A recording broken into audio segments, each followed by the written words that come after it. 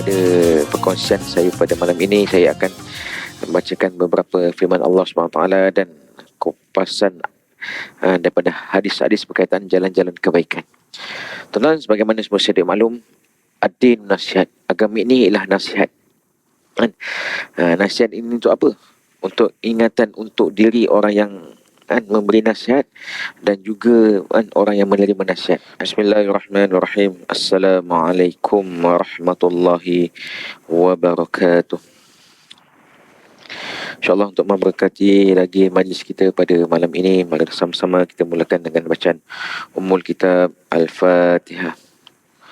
A'udzubillahi minasyaitonirrajim. Bismillahirrahmanirrahim. Alhamdulillahi rabbil alamin. Ar-Rahmanir-Rahim. Maliki yaumiddin. Iyyaka na'budu wa iyyaka nasta'in. Ihdinas siratal mustaqim. Siratal ladzina an'amta 'alaihim wal maghdubi 'alaihim waladdallin. Amin. Alhamdulillahi rabbil alamin. Wassalatu wassalamu ala asyrafil anbiya'i wal mursalin wa ala alihi washabihi ajmain. Qala rabbi shrah li sadri wa yassir li amri wahlul 'uqdatam min lisani yafqahu qawli.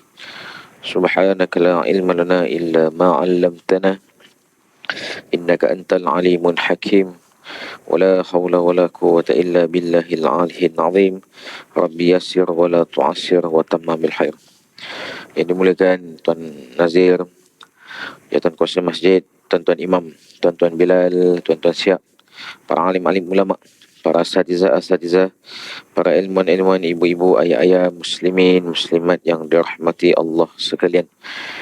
Jadi apa khabar semua? Alhamdulillah, syukur kepada Allah Subhanahu Wa Taala kerana dengan limpah kurnia dan inayahnya dapat lagi kita menunaikan kewajipan solat fardu maghrib secara berjemaah.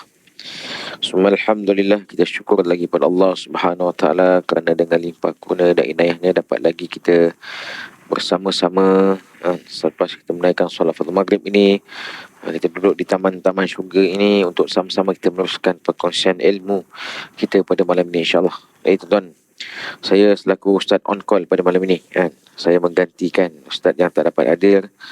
Jadi saya gantikan beliau untuk kita mengisi slot kuliah maghrib kita pada malam ini, insyaAllah. Jadi tuan-tuan muslimin, muslimat yang dirahmati Allah sekalian, jadi pada perkongsian saya pada malam ini, saya akan membacakan beberapa firman Allah SWT dan kupasan daripada hadis-hadis berkaitan jalan-jalan kebaikan. Tuan-tuan, sebagaimana semua sedia maklum, ad-din nasihat. Agama ini ialah nasihat. Nasihat ini untuk apa? Untuk ingatan untuk diri orang yang memberi nasihat dan juga orang yang menerima nasihat. Kenapa nasihat ini penting? Seperti mana Allah firman dalam Al-Quran, wa zakir fa inna dzikra tanfa'ul mu'minin. Berilah peringatan kerana peringatan itu adalah manfaat untuk mukmin. Jadi untuk perkara-perkara kebaikan ini kita kena sentiasa memberi ingatan antara satu sama lain. Walaupun kita nak ingatkan tentang perkara yang sama, perkara yang memang kita dah biasa buat, tapi untuk kebaikan ini kita kena sebut lagi dan lagi. Kita kena ingatkan lagi dan lagi sampai bila? Sampai kita tiada lagi. Itu tarikh tamat tempoh untuk kita tidak memberi nasihat dan kita tidak menerima nasihat. Jadi tuan-tuan, antara apa jalan-jalan kebaikan yang Allah Allah perintahkan untuk kita lakukan, yang Nabi SAW perintahkan untuk kita buat. Jadi marilah sama-sama kita tengok daripada surah Al-Zalzalah ayat ke-7. Surah Al-Zalzalah ayat ke-7, Allah berfirman, a'udzu billahi minasyaitonir rajim. Bismillahirrahmanirrahim. Faman ya'mal misqala dzarratin khairan yarah. Maksudnya apa tuan? Setiap kebaikan yang dilakukan meskipun sebesar zarah, nescaya dia akan melihat balasannya. Mana tuan-tuan, satu perkara sebesar biji zarah. Zarah ni seperti apa tuan? Zarah ini seperti satu pasir yang dibelah 1000. Ni nak cerita zarah ni, bersama mana zarah ni tuan-tuan. Mana sebutir pasir dibelah sehingga 1000, itulah zarah. Maka akan lahir zarah. Walaupun sekelumit, walaupun sedetik, walaupun sedikit amal kebaikan ini pasti akan melihat balasannya.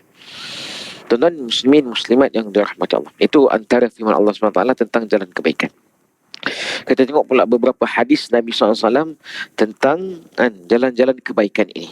Kan? Al-Bukhari dan Muslim meriwayatkan daripada Abu Hurairah radhiyallahu anhu berkata bahawa Nabi SAW bersabda, "Kullu salami minan nasi 'alaihi sadaqah, kullu yawmin tatluhu fi syams, ta'lilu bainal aisnain sadaqah, wa tu'inu rajula fi dabbatihi, fatahmilhu 'alaiha aw tarfa'u lahu 'alaiha mata'u sadaqah, wal kalimatu thayyibah sadaqah, wa bi kullin hatwatin tamsiha ila salati sadaqah, wa timitul adza an tariqah sadaqah." Saudara tuan-tuan, maksudnya setiap ruang tulang manusia, setiap ruas tulang manusia yang dibebani untuk bersedekah setiap pagi harinya. Kemudian apa lagi tuan-tuan? Berbuat adil mendamaikan di antara dua orang adalah sedekah. Kan? Mana kita menjadi orang tengah, kan? menjadi orang yang mendamaikan, kan? Mendamaikan antara dua, itu juga sedekah, kan? Walaupun nampak perkara yang mudah, yang nampak simple, tapi ini juga sedekah. Kemudian menolong orang lain dengan memboncengkan di kenderaan atau membawakan barangnya adalah sedekah. Tuan-tuan, tumpangan orang, kan, menolong orang, kan, membonceng, atau dalam hadis ini sebut memboncengkan di kenderaan juga membawa sedekah. Dan setiap langkah yang ditempuhi menuju solat berjemaah juga adalah sedekah. Tuan-tuan, jalan kita daripada rumah, kan, dan perjalanan kita daripada rumah ke masjid itu juga disedekah. Dulu kalau yang terbaiknya ikut perjalanan jalan kakinya. Tapi hari ini pandangan kita ada kemudahan kereta, ada kemudahan motor. Mana setiap pusingan roda itu adalah sedekah, kan. Setiap gulikan tayar juga adalah sedekah. Jadi dah mudah, kan. Mana jalan untuk menuju ke rumah Allah ini juga adalah sedekah. Jadi tuan, hari ni, kan, sebab tu kita usaha untuk datang, kan, solat berjemaah, meramaikan jemaah di masjid ni. Kenapa tu? Salah satu ganjaran yang Allah berikan, tuan, setiap perjalanan kita ini juga adalah sedekah. Jadi sekerap mana, kan, sekerap mana kita dengan kekerapan, dengan banyaknya kita datang ke rumah Allah SWT, inilah sedekah yang Allah akan kira. Kemudian tuan-tuan, apa lagi tuan? Membuangkan sesuatu yang mengganggu daripada jalan adalah sedekah. Dan membuangkan sesuatu yang mengganggu jalan daripada juga adalah sedekah, kan. Ini tuan, contoh kita apa? Nampak, kan? Contoh mungkin ada, kan, satu dahan pokok yang menghalang perjalanan di tengah jalan juga adalah sedekah. Ataupun satu perkara yang mudah, tuan. Tuan-tuan, kalau kita masuk masjid, kita nampak satu habuk, walaupun sedikit, kita ambil buang habuk tu, ataupun kita ambil buang habuk tu masuk dalam poket kita pun juga adalah sedekah. Ini nak cerita jalan-jalan kebaikan yang mudah untuk kita lakukan, yang senang untuk kita buat, kan. Dan itu yang pertama. Itu daripada hadis Al-Bukhari. Nombor hadis ini ialah nombor yang ke-2899. Tuan-tuan muslimin muslimat yang dirahmati sekalian. Jadi kemudian hadis yang kedua tentang jalan-jalan kebaikan ini. Muslim meriwayatkan daripada Aisyah radhiyallahu anha, beliau berkata bahawa Nabi SAW bersabda, "Inna khulika kulli insan min bani Adam ala sittini wa salamiyatin mafsil. Faman kabbara Allah wa hamidallah wa halallallah wa sabbahallah wa astaghfarallah wa azza ajjan an tariqan nas aw syaqah aw azman an tariqan nas aw amar bil ma'ruf aw naha anil munkar ada sittina wa salamiyatin fa inni yumsi yawmadin wa qad zahaza nafsu anin nar." Maksudnya, tuan, sesungguhnya setiap manusia daripada keturunan Adam diciptakan dengan memiliki 360 ruas tulang. Dan sesiapa yang bertakbir, bertahmid, bertahlil, bertasbih, beristighfar, menyingkirkan batu, duri atau tulang daripada jalan, beramar ma'ruf atau nahi mungkar sebanyak bilangan 360 kali, berarti sesungguhnya pada hari itu dia telah menjauhkan dirinya pada neraka. Mana tuan, dalam diri kita ini, kita ada bilangan tulang ni sebanyak 360 ruas tulang. Dan tuan-tuan, andai kata kita manfaatkan setiap ruas tulang yang ada dalam diri kita ini untuk apa? Bertakbir. Minta maaf. Bertakbir, kan? Mana apa? membesarkan Allah Subhanahu Wa Taala kan. Banyakkan sebut kan, banyakkan sebut kalimah Allahu Akbar.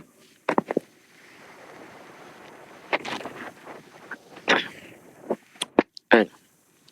Mana setiap ruas tulang yang ada dalam diri kita ni, yang pertama kita gunakan ke arah apa? Untuk bertakbir kan, membesarkan Allah Subhanahu Wa Taala kan. Dengan cara macam mana tuan?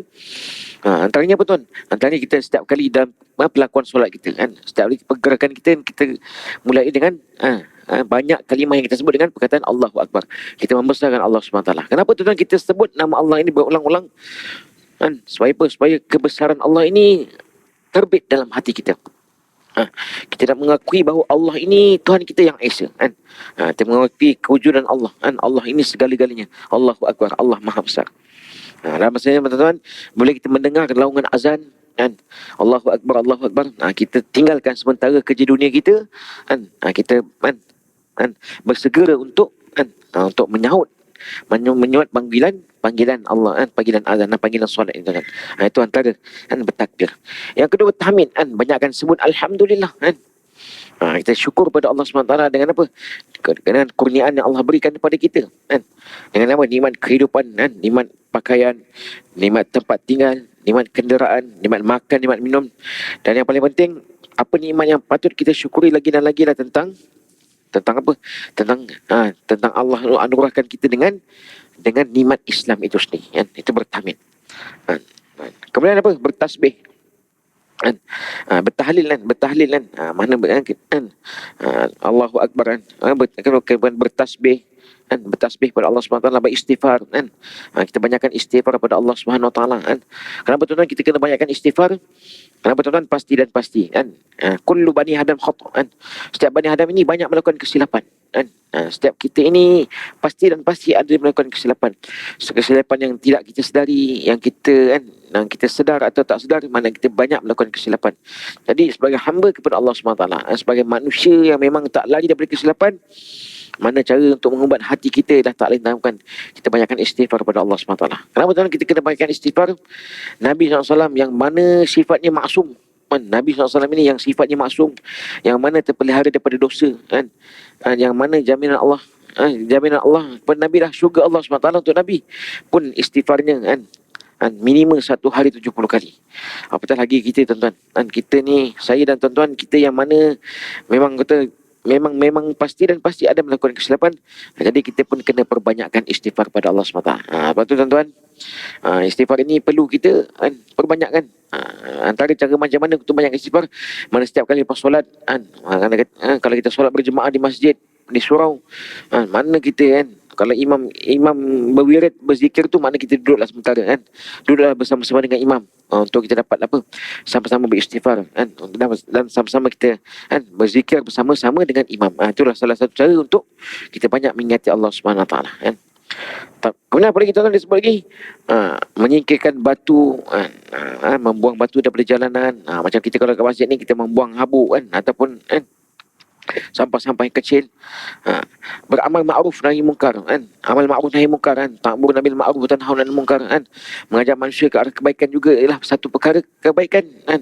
Walaupun dengan apa? Walaupun dengan dengan satu perkataan yang mudah kan. Jangan kita mengajak kan. Ajak untuk solat, ajak untuk ke masjid, ajak untuk ke surau kan. Ajak untuk bersedekah, berinfak, ajak untuk bersama-sama ibadah korban. Ini salah satu satu apa amal ma'ruf kita kan, mengajak manusia ke arah kebaikan kan, dan nahi mungkar, bersama-sama untuk mencegah kemungkaran kan. Sesungguhnya pada hari itu dia telah menjauhkan diri daripada neraka kan.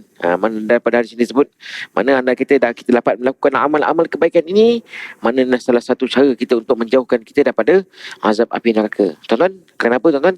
Azab neraka ini azab yang sangat pedih, dan azab neraka ini perkara yang bukan direka, perkara yang pasti dan pasti akan berlaku kan. Jadi ini antara cara nak menjauhkan daripada azab api neraka, kena banyak melakukan amal-amal kebaikan. Dan itu hadis yang kedua. Kemudian yang ketiga, hadis daripada Abu Zar radhiyallahu anhu. Hadis daripada Abu Zar bahawa Nabi SAW bersabda, yusbahu ala kullu sulami min ahadikum sadaqah. Fa kullu tasbihatin sadaqah, wa kullu tahmidahi sadaqah, wa kullu tahlilatan sadaqah, wa kullu takbiratin sadaqah, wa amru bil ma'ruf sadaqah, wa nahyu anil munkar sadaqah, wa yuzmi min zalika raka'atani yarka'u min ad-duha. Maksudnya, setiap pagi hari, kan? Setiap pagi hari, setiap ruas tulang kamu dibebani untuk bersedekah. Setiap bacaan tasbih adalah sedekah, kan?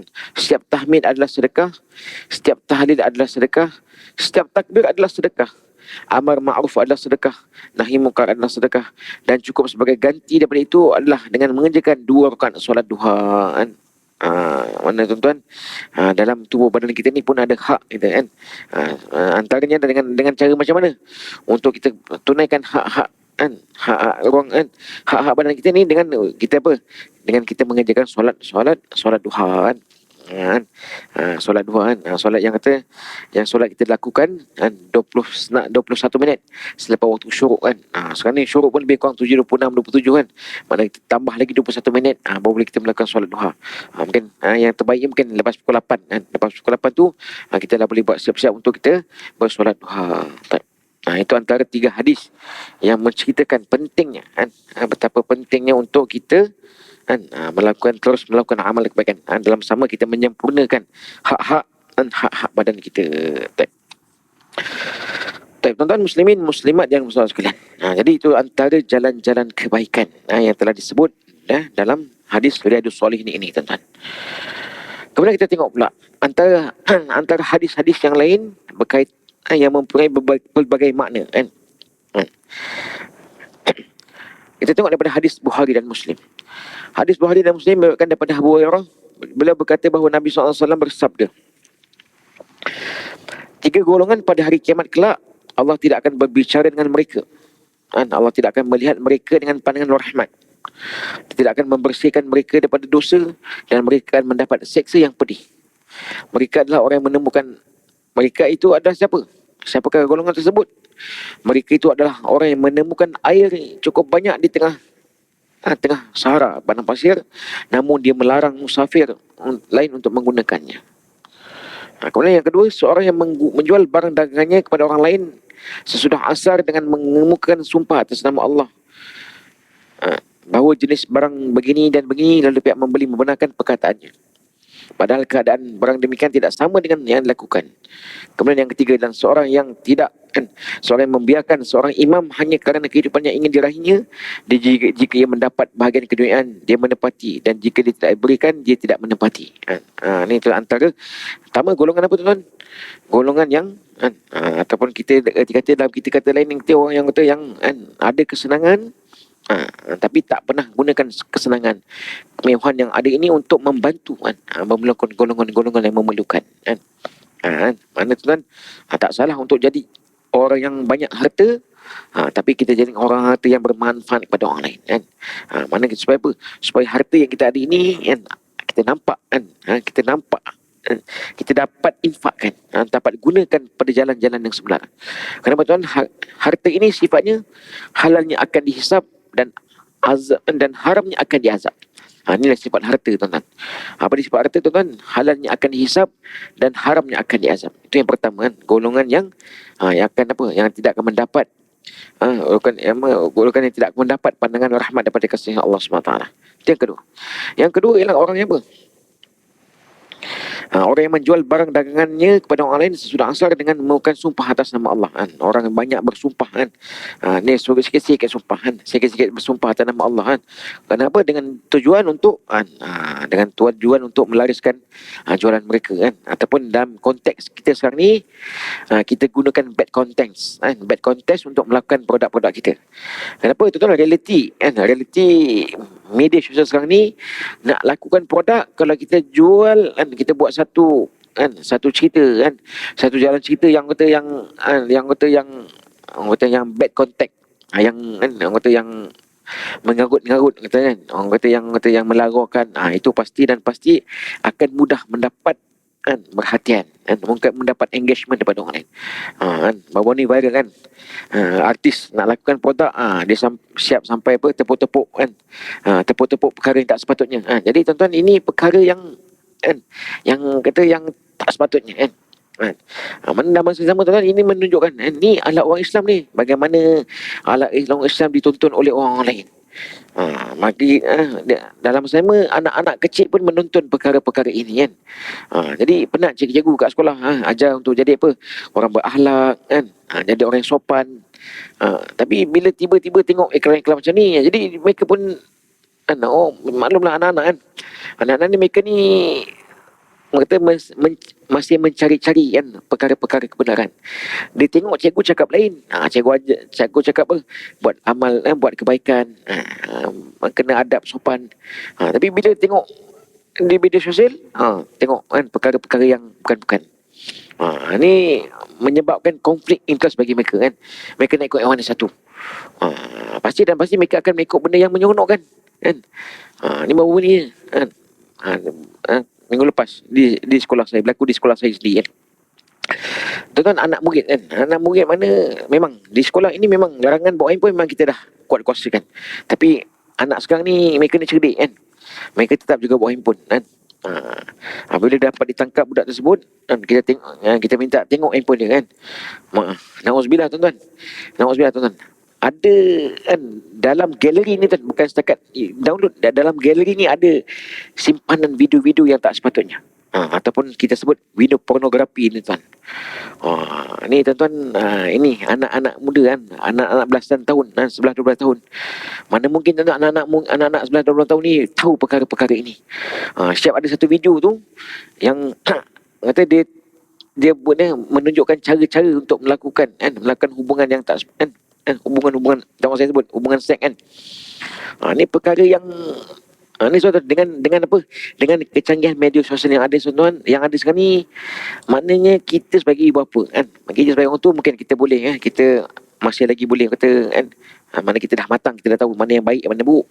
Tapi bagi anak-anak ni tuan, mereka yang baru-baru nak naik ni tuan kan, tuan-tuan, saya pun tengok nauzubillah min zalik kan, anak yang 11-12 tahun ada benda ni, itu baru seorang tuan. Apatah lagi yang kalau anda kata yang lain. Yang paling sedihnya tuan, ditanya kan, macam mana boleh dapat video ni? Mak beli kan, mak dia boleh bagi katanya. Katanya lah kan. Mana nak ingatkan untuk diri saya dan kita semua, mana kita pantau penggunaan gadget anak-anak kita. Pantau penggunaan gadget. Tak salah, boleh bagi mereka.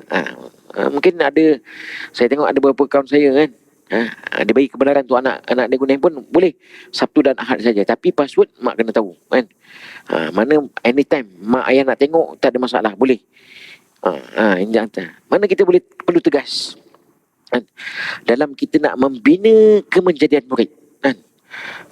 Dalam kita nak bina kemenjadian murid kan, kemenjadian nak membentuk insan anak-anak yang soleh-solehah ni tuan kan. Jadi kita kena pantau betul. Tak apa, memang kena tegas kan. Anak manusia ni kan, memang kita kena tegas kan.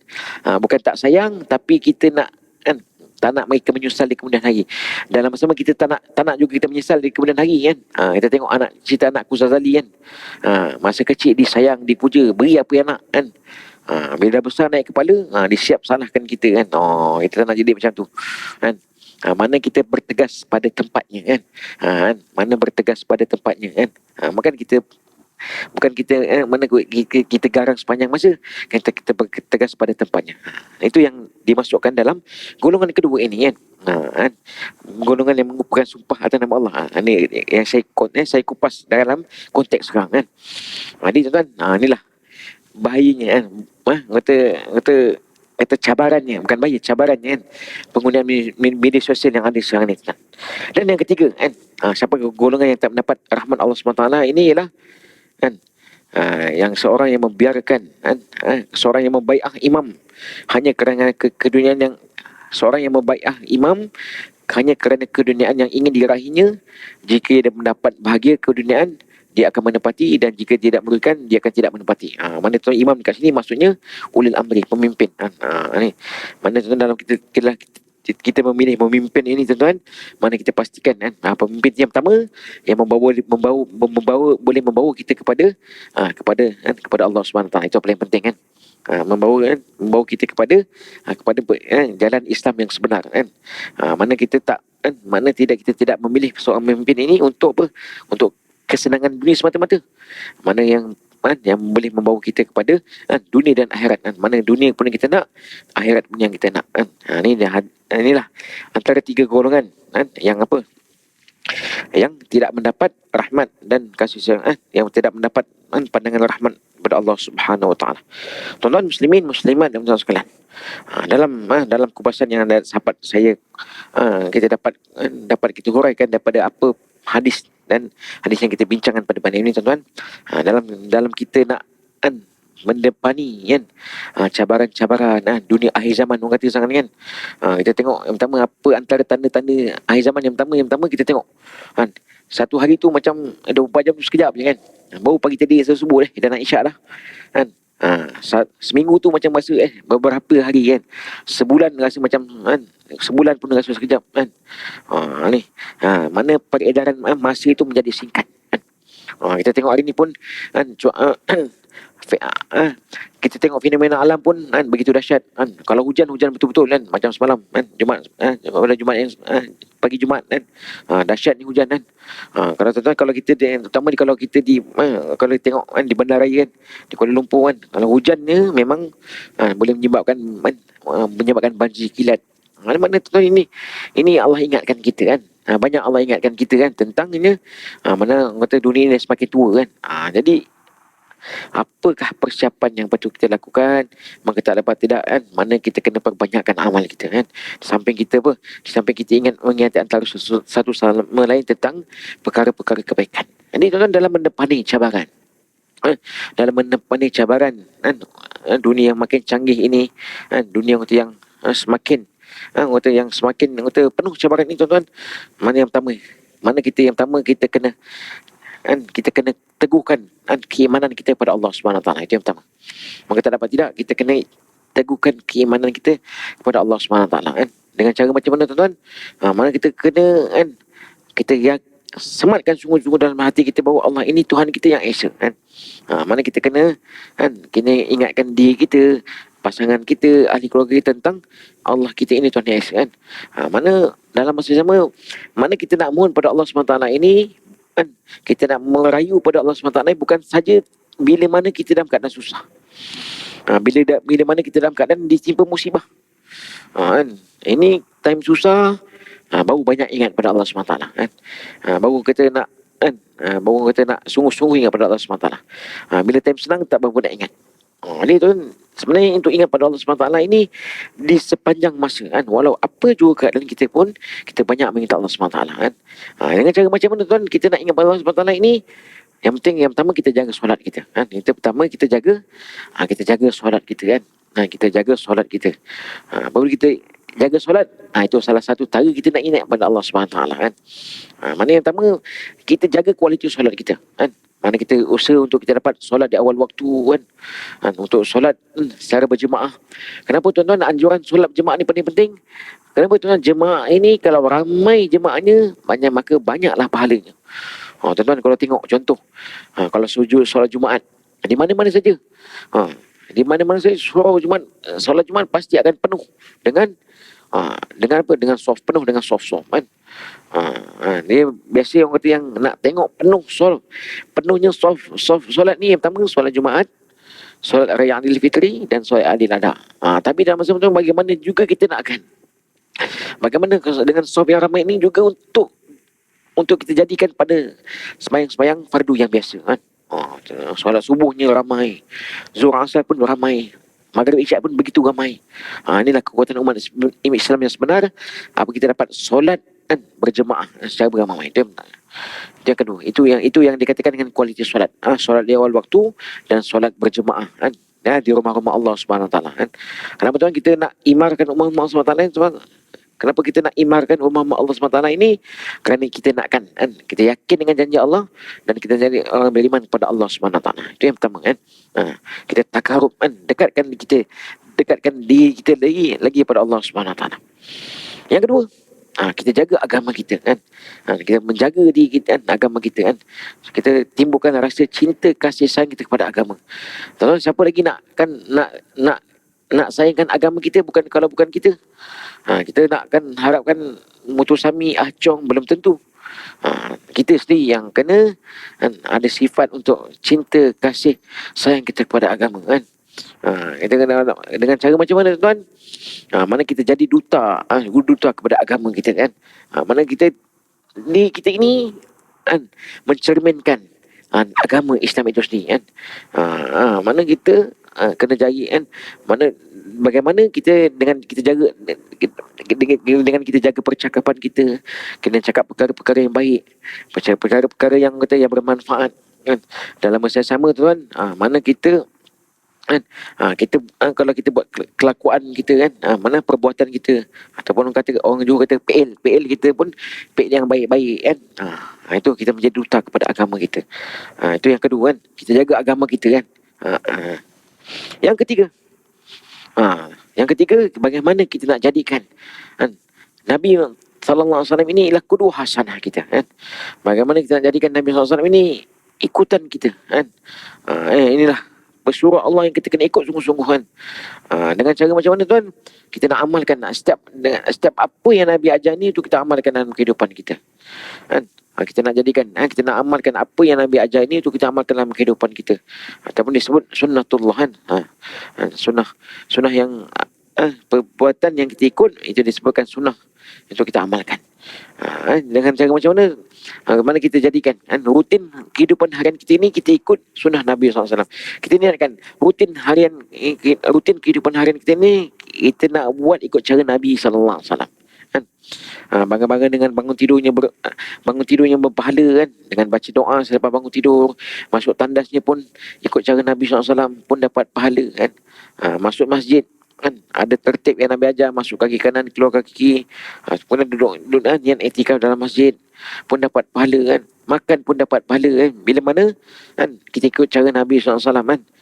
Makan dengan baca doa kan, kemudian kan, ataupun paling itulah kita baca bismillah kan.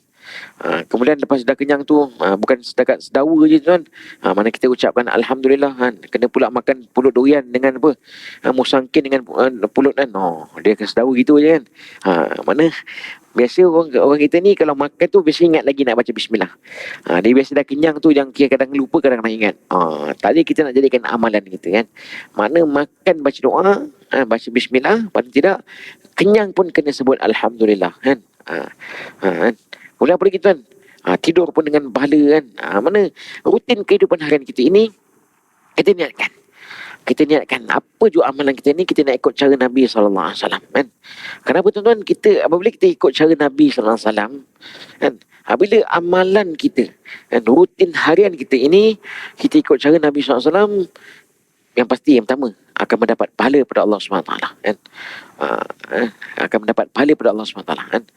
Seperti mana yang kita sebut pada permulaan hadis tadi, setiap amal kebaikan walaupun sebesar zarah akan dinilai di Allah, di sisi Allah SWT. Mana apa perbuatan kita ini, kita ikut cara Nabi SAW, supaya nakkan pahala. Pahala inilah yang kita kena kumpul banyak-banyak kat dunia ini, supaya pahala ini ialah bekalan kita untuk kita bertemu dengan Allah SWT.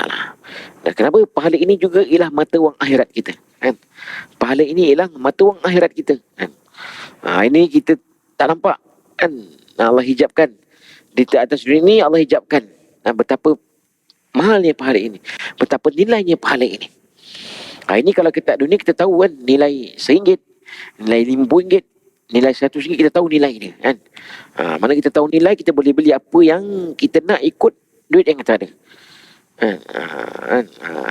Kalau ini RM800 boleh masuk satu bagian korban. Dahsyat sebab masjid tuan-tuan 28 ekor lembu itu kalau buka mau penuh lagi tu kan. Lembu pun 28, tengok kambing 25. Betul-betul meriah kan. Alhamdulillah kan. Jadi mana kesedaran tentang korban tu ada kan. Mana kita tahu nilai duit kan. Begitu dengan pahala kan. Pahala ini juga ada nilainya kan. Nilainya bila betul, nilainya tak nampak di atas dunia, nilainya akan kita ketahui. Kita akan tahu nilainya pahala ini apabila kita bertemu dengan Allah SWT. Maka tak dapat tidak, kita kena niatkan, kita selamat dalam hati kita, mana kita nak buat apa juga amalan kehidupan hari ini ikut cara Nabi SAW. Itu yang ketiga. Yang keempat, mana kita jadikan Al-Quran ini sebagai panduan kita kan? Al-Quran ini sebagai panduan kehidupan kita. Tak lagi bukan Al-Quran ini sebagai kan, inilah manual book kan, kan? Panduan kan, kitab panduan kita. Mana Al-Quran ni bukan sekadar hiasan, bukan sekadar tontonan, bukan sekadar kan, bukan sekadar apa, bukan sekadar untuk kita kan, bukan sekadar tatapan kita, tapi bagaimana kita nak baca Al-Quran itu untuk jadikan amalan kehidupan kita. Hari ni kita nak jadikan bagaimana hari ni kalau kita tak baca WhatsApp satu hari kita dah rasa resah. Begitu juga andai kata hari ni kita, kalau kita baca Quran satu hari, kita akan resahnya kita hidup kita ni tanpa bacaan Al-Quran. Mana kita kena banyakkan tilawatul Quran, banyakkan baca Al-Quran. Paling-paling tidak satu hari satu ayat. Paling tidak kalau satu hari satu ayat, makan sehari sekali. Makan tak boleh Ustaz, makan kena ikut time, takut gastrik kan. Mana baca Al-Quran ni kita kena kan. Paling-paling tidak ada satu hari satu ayat. Lagi banyak lagi bagus. Dan bukan hatam Al-Quran ni pada bulan Ramadan je kan. Kenapa nak khatam Quran bulan Ramadan? Pertama, ada majlis khatam Quran. Yang kedua, nanti pihak masjid ataupun pihak usia akan sediakan apa? Sediakan pulut kuning. Bagi lelaki dapat telekung, bagi lelaki dapat kain plekat. Perempuan dapat telekung. Jadi itu ganjaran dunia. Tapi yang hakikatnya, yang terbaiknya, mana boleh mana kita nak jadikan khatam Al-Quran ni kalau boleh setiap bulan. Mana kita waktu Ramadan kita boleh khatamkan Al-Quran. Jadi bukan saja terberhenti apabila majlis khatam Al-Quran, malah kita teruskan bacaan Al-Quran kita ini pada bulan-bulan lain. Ini kita pun dah masuk bulan Zulkaidah kan, mana istiqamah kita untuk baca Al-Quran. Mana teruskan bacaan Al-Quran lagi dan lagi sampai kita bertemu dengan Allah SWT kan. Itu yang pertama, tilawatul Quran. Yang kedua, kita upgrade sikit tentang Al-Quran kita kini dengan kita apa? Kita upgrade dengan baca tafsir Al-Quran kan. Kita memahami makna bacaan Al-Quran kan. Kenapa tuan? Cerita yang telah disebutkan Al-Quran ni cerita yang benar-benar berlaku, sensasi dan terkini. Kita kalau baca berita nak tengok yang sensasi dan terkini. Antara berita yang, kalau cerita dunia yang sensasi dan terkini, yang pertama tentang politik. Itu antara sensasi. Yang kedua tentang artis. Ni ramai orang duk tunggu ni, bila ni Alofa nak tunjukkan muka anak dia. Netizen dah tanya ni, bila ni Alofa nak tunjukkan muka anak dia kan. Itu kalau tuan-tuan tengok cerita artis memang sensasi kan. Tapi yang paling sensasinya lah cerita-cerita yang Allah sebut dalam Al-Quran kan. Cerita-cerita yang Allah sebut dalam Al-Quran ni cerita yang memang betul-betul benar berlaku kan. Cerita-cerita dalam Al-Quran cerita yang benar, yang telah lepas, yang sedang berlaku dan akan berlaku, semuanya benar-benar berlaku yang terkandung dalam Al-Quran. Jadi kita je tak cakna kan, tak ambil pot orang kata kan, tak ambil peduli pun tentang Al-Quran. Jadi tuan-tuan, inilah cerita tentang Al-Quran. Kita upgrade Al-Quran kita dengan tafsir Al-Quran. T yang kedua. T yang ketiga, dengan kita tadabbur Al-Quran kan. Kita mengkaji, bukan mengkaji lagi, mendalami. Quran ni tak boleh kaji dah, memang betul-betul belaka. Kita mendalami apa rahsia-rahsia lagi yang tersirat dalam Al-Quran. Apa rahsia-rahsia yang tersirat dalam Al-Quran kan. Dengan tadabbur kita akan tahu kan, jumlah susunan Al-Quran kan. Jumlah Al-Quran ni Allah turunkan ada 114 surah kan. Itu yang pertama. Yang kedua, dalam Al-Quran ni, surah-surah Al-Quran ni Allah hanya turunkan di 2 tempat je, di Mekah dan Madinah. Itu yang kedua. Yang ketiga, dalam Al-Quran ni ada surah istimewa untuk kaum muslimat. Kan? Sengih orang muslimat kan. Orang muslimat ada satu surah khas untuk anda.